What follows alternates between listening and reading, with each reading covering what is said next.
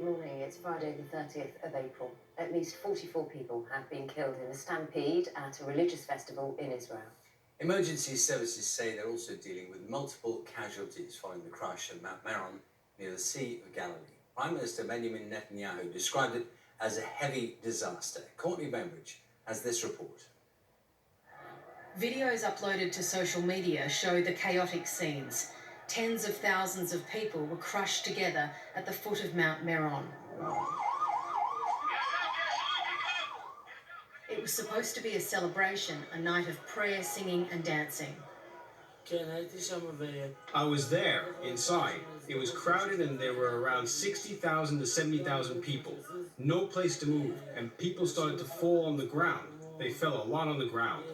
All of a sudden we saw paramedics from Madden, whatever, running by, like mid-CPR on kids. And then one after the other started coming out in ambulances. Then we understood like something's going on here. Many people had been watching the event live on television.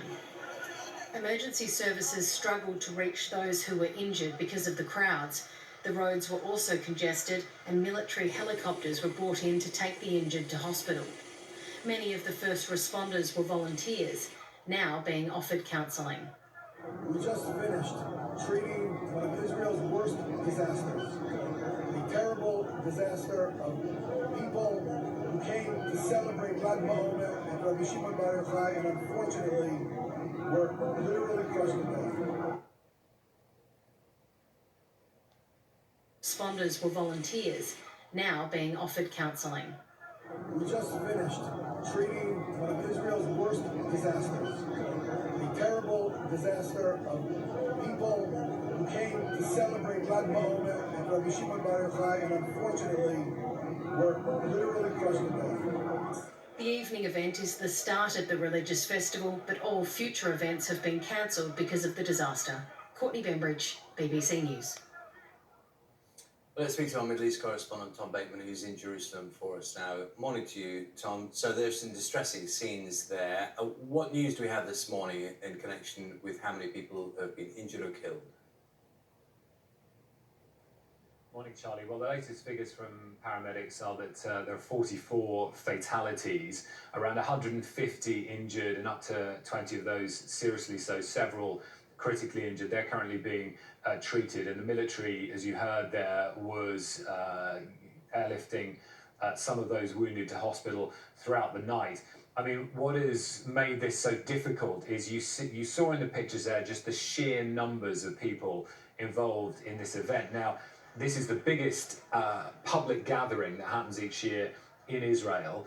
Some years there can be up to 500,000 people. Now, this year that number was smaller, but we're still talking up to public gathering that happens each year in Israel. Some years there can be up to 500,000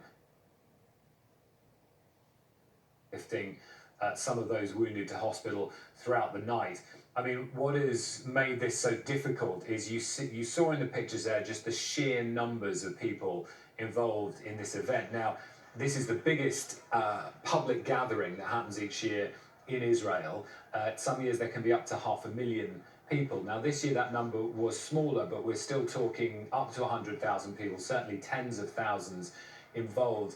And some of the initial reports are suggesting that that walkway, that these heavy crowds were making their way along down an incline, down Mount Meron to attend one of the big events. There was a concert taking place at the time, that at the end of that walkway was a police barrier and that people simply couldn't pass. And those at the top of the walkway were pushing forward or surging forward, and that was causing this crush and then this stampede. So already there are a lot of questions being asked about the public safety elements and the procedures that were put in place ahead of this, while that operation continues to recover and rescue those who were still trapped. A lot of people have missing relatives, and the mobile phone network had collapsed. A lot of people have been complaining they simply can't get through to people to establish whether or not their loved ones were involved in this. So it's very much an ongoing situation there, and at the same time I think those questions will now persist about whether enough was done to keep people safe.